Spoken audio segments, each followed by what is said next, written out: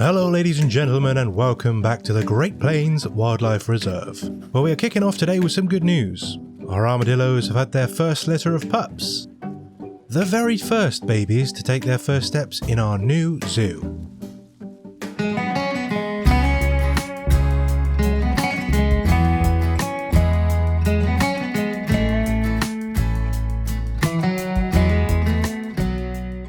It is good to be back in the plains. I hope you've had a great week. Let's start by going through the plan for today's episode.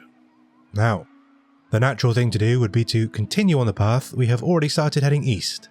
However, there is a large space out here that I'd like to save, perhaps for some bison or something large and grazing, so that the guests have a nice scenery to look at from our decking. Maybe I'll encourage them to use it a bit more. Obviously, we could go further up, continue in northeast, but we have another option. Or west. As I'm planning to have more of a continuous loop for the final layout of this zoo, I think we are going to go west today. Now this building will eventually be for two species that can be cohabited, but we are going to keep them separate for now. So, the building will be a little bit larger, with different viewing angles for different needs. We're going to focus on one of them today though. We'll also have a small prep room attached for both habitats and a fully enclosed indoor viewing for the nocturnal activities. The guest path will run directly through the middle of the two, as the main thoroughfare circles around the outside. Eventually, I would like some chain link fences going around the entire outer perimeter of the reserve, but that might be a job for the final episode. We'll have to see how we go. Something to keep in mind anyway. Then finally, a long, narrow outside area that follows the direction of the paths. It's a bit of a bigger build today, but hopefully that'll balance out a little bit with next week's video, as most of the communal spaces will have been completed already. Communal? Communal? One of those. I might leave the prep room for next episode though, as it'll be a nice addition to what I'm expecting to be a little bit of a shorter video. Before we get too far into everything, if you are enjoying today's video, make sure to leave a like. It really helps me learn what everyone enjoys watching for future videos. Subscribe to see more from this series and everything else that I've got on the way. And don't forget to leave your suggestions for the names of today's male and female skunks. While we're on the subject of the names, I have had the armadillo video out for a couple of days as I'm recording this, and we've had a few suggestions already. For some reason, they seem to have disappeared, but I can remember the names of the ones that we're going to go with, so. I hate to split up a pair, but I'm gonna. We had Tank and Tankette.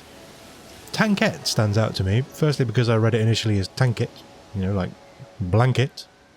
Also, without the other one being called Tank, it kind of doesn't make a lot of sense, both of which amuse me.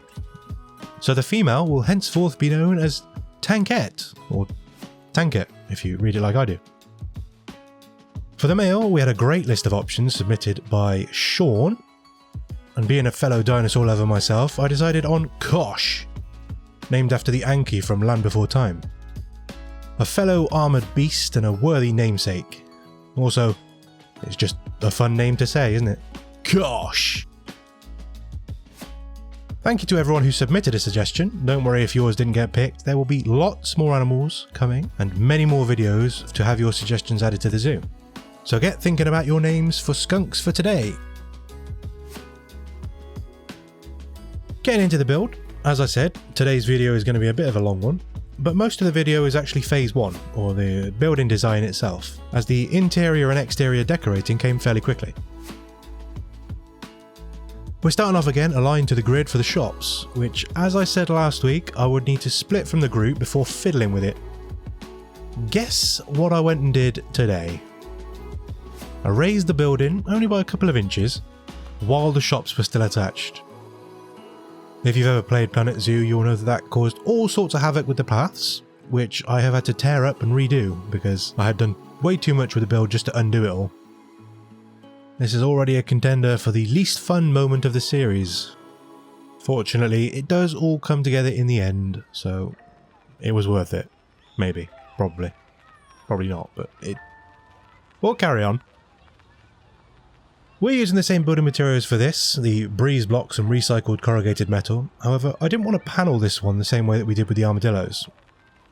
Don't get me wrong, I really like that habitat and the way that it turned out, but I have a vision for this zoo that is more realistic, more of a patchwork, the way that a smaller facility might actually be built over time, one habitat after the other, each being built to fit the needs of the animal rather than to fit a theme. I think it's working too, because already it has that small, local vibe. Not a big, well-funded zoo, more of a ramshackle, thrown together sort of thing. For the main footprint of the building here, we have today's enclosure, which is a square. I know, very original. And we have a narrower rectangle, which is going to be similar, but for a species with very different requirements. Perhaps you can guess, based on all the clues that I've given already, what that's going to be.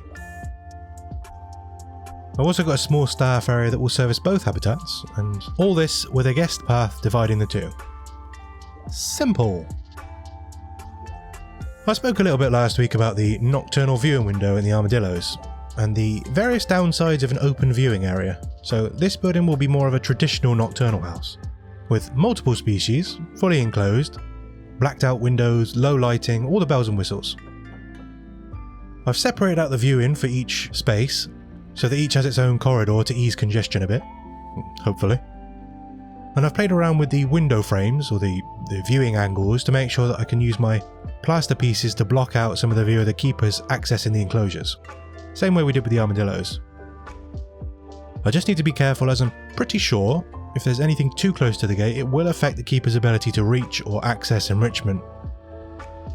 I'm fairly certain that that was what happened with the red deer habitat at the Highland Reserve.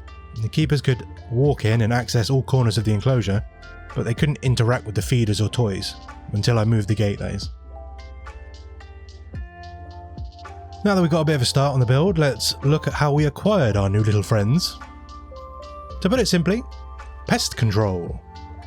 Both this and next week's species are considered as pests in many places, unwanted or dirty, so often they're removed from houses or bins and dealt with in whatever way is dictated by the state or that company. Some are released into safer, wilder areas, and some are unfortunately euthanized. We intercepted a couple who were scheduled for just such a fate, and instead agreed to give them a safe and secure home.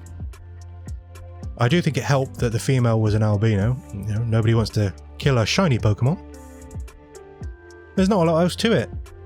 Most of what we're doing here at the moment is rescuing animals that would otherwise be put to sleep. It's the best way to do some good while also expanding and making a name for ourselves. We're doing another asymmetrical roof for this building, and despite being all squares and rectangles, it is a little bit of an awkward shape for something consistent, which is fine because we want interesting more than we want consistent. I have an idea for a very normal, very nice set of double doors for the entrance and exit. Actually a little bit like a pub entrance I know of. Irrelevant as that information may be. I decided to use the plastic flaps as dividers between the sections. I was going to leave it open initially, but with education speakers in an enclosed space, it would echo and overlap. Not in the game, as they have their own set radius, but in reality. So I use these essentially just to bounce the sound off. As much as I didn't want to fully repeat what we did last week, I also couldn't leave the outside of the building as just bare breeze block. Especially not after I called it ugly in the last video. So, I'm doing a simple dress-up job with a half-plaster panelling around the bottom of the exterior with some wooden trim for a final touch. This won't go all the way around, similarly to the armadillo building. It's more of a guest happiness thing, so it'll just be used on the main guest-facing areas, and the rest will be left as it is, to save some moolah. We'll carry that wooden trim through the inside too and use the same sort of wood for the window frames and doorways. The two habitats will be quite unique and separate from each other, however the design themes will be consistent throughout to tie both into one continuous structure. Now, as we know, today we are welcoming a pair of skunks to the zoo. I think everyone will have the same sort of impression from media as I do. Skunks are smelly. If you ever see one in a movie or a cartoon, you just know someone deserving is going to find themselves on the business end of it, becoming a stinking pariah until they can scrub the spray from their body, along with several layers of skin. I wanted to know what people who have actually experienced the spray and said it smelled like, so I did a little search, and it seems to vary. Maybe depending on the diet of the skunk. Maybe someone should feed it pineapple and see if that helps. That's supposed to... never mind. Some say it's like rotting vegetables, like mouldy cabbages, organic stink, and some say like weed. Some even say like burning rubber. Most agree that whatever it is overwhelmingly pungent, even burning the nose and throat. It would be horrific to have it on you, unable to escape it. I kinda want to know for myself though, you know what I mean? One of those curiosities that you end up regretting. Like, have you ever been in a group of mates with one having spell insults? The first person's reaction should be enough to be like, okay, I don't need to give that a whiff, but you just need to know for yourself. What I find particularly interesting as a scientist is the makeup of the oil itself that make it such a long day if you were to get sprayed by a skunk. It's made of thiols, which are what smell, and thioacetates, which aren't as bad. You can wash most of these out and think you've gotten rid of the smell, but some of these thioacetates cling on and linger in your hair and clothes, and then when it rains, some of these thioacetates break down into more thiols, like small delayed stink bombs that react to water. So whenever it rains, you become a beacon of stench with a radius of effect that no one will brave. And you know rain heightens the smell of things, that's why you can smell cut grass better after a rain. So you'll be honking on a new level. You'll never pay so much attention to the weather forecast as when you've been skunked. As much as I feel like the attraction of this particular enclosure is the nocturnal viewing window, we do need some outdoor angles. Now, skunks can dig under fences pretty well, so escape is a concern with the fences that we decided on. But I couldn't bear another grey wall, especially as we've dropped the panelling for this habitat. So I'm willing to risk a little Skunk McQueen making a break for it. I probably shouldn't use that as a comparison now that I come to think of it. There are a couple of things that I've just copied straight over from the armadillo habitat for this build today. One I think was the door frames, just to make it a little bit easier for myself. You know, it's not a huge visual draw, so I'm not too concerned by that. The second is the animal door. This needed some adjustment to fit into a single layered wall. You know, in the armadillo habitat, there's a wooden panelling on the outside, which evidently covered a lot of this up. Here it is very visible, so there are some small adjustments that needed to be made on the exterior. I've also reshaped the housing on the inside so it's a bit less square. It's only a small adjustment, but it definitely helps. I've also sprayed this a nice rusty red. There are a couple of small touches in this building that I've used a red colour in for. This is because we're moving from a more dry, desertish area to a healthier, greener biome. And I wanted to use some of that colouring to keep that warm feeling a bit longer as we move further into this zoo in this direction. Did you know? Despite the obvious negatives, there are some people who keep skunks as pets. Now, the exotic pet trade is a bit of a sticky topic. Wild animals should remain wild, but I can see the argument for captive breeding of some species to protect the wild animals from being taken. Things like snakes and some birds, things like that. Skunks are not a species that I ever really considered until recently. I know a keen animal lover who wants one desperately, so I learned a little bit about it from them. They are obviously rare, there aren't many breeders, especially here in the UK, so it's not a large concern over here, but they do exist.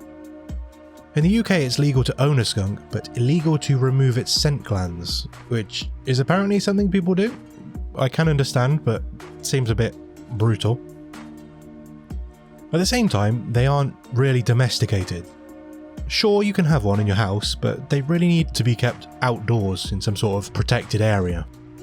And they need a lot of attention to make sure they don't become antisocial. Do yourself a favour, get a cat.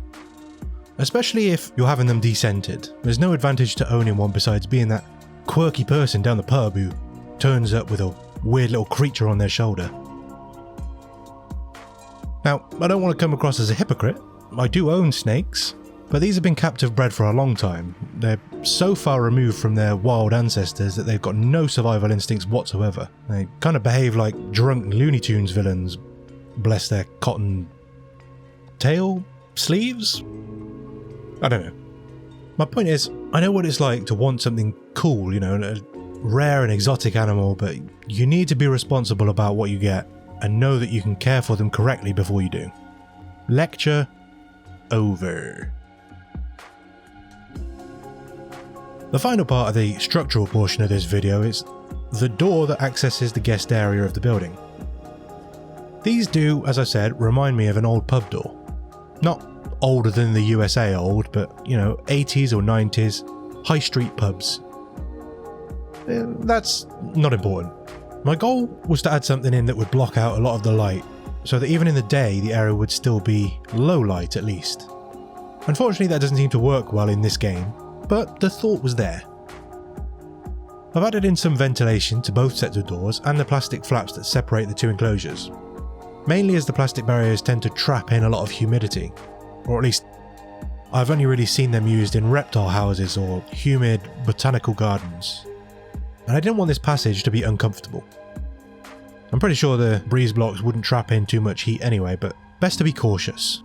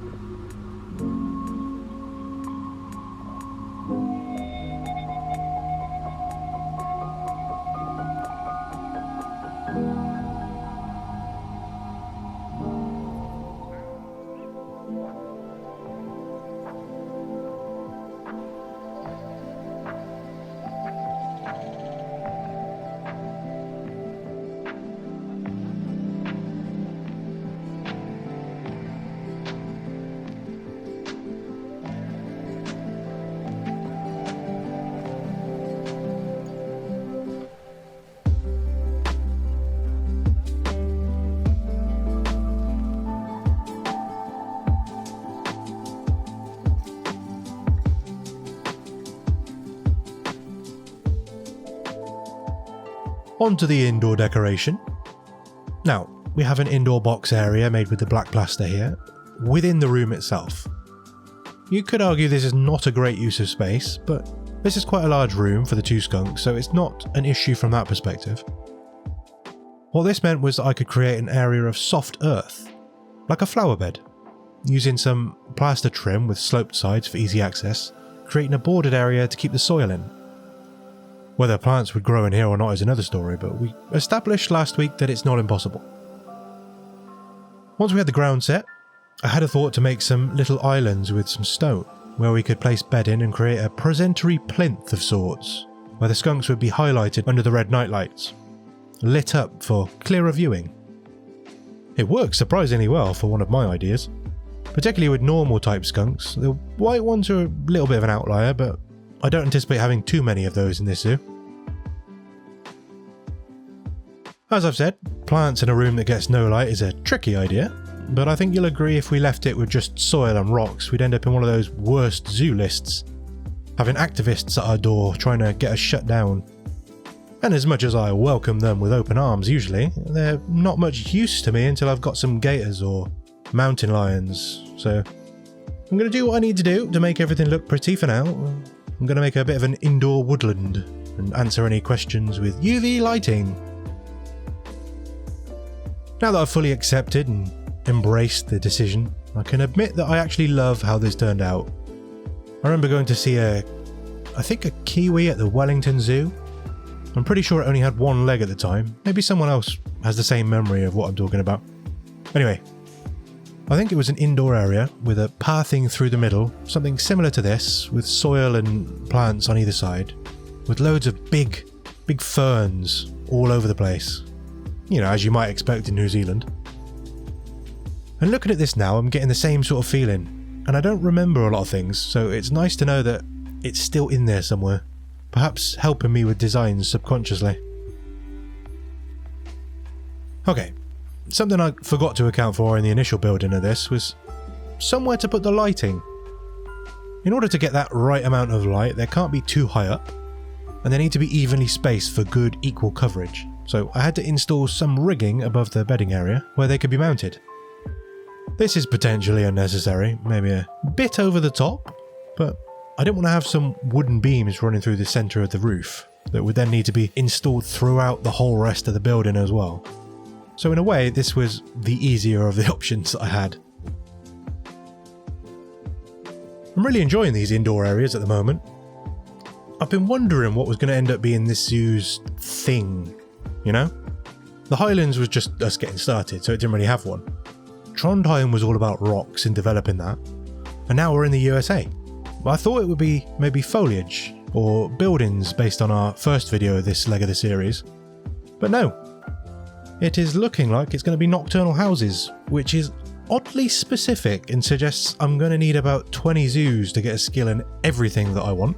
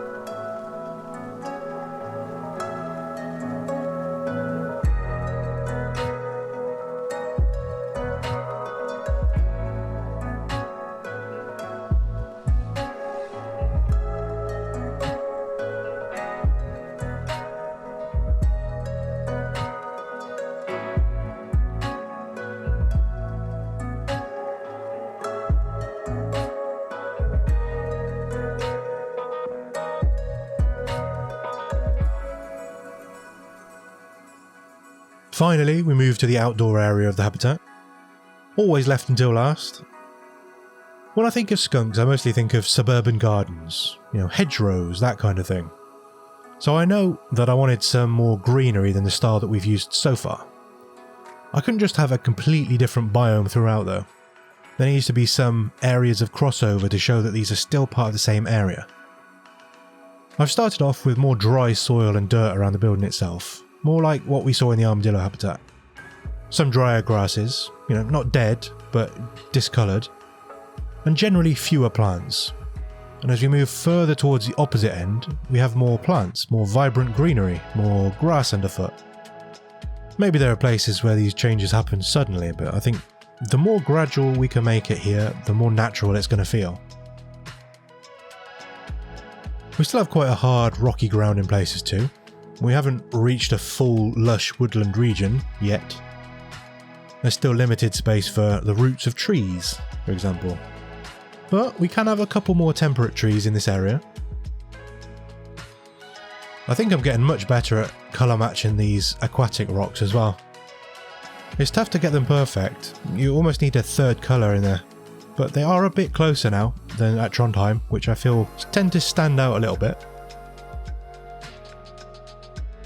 We are nearly at the end of today's video, so before I leave you to enjoy the final scenic shots, let me say thank you so much for watching.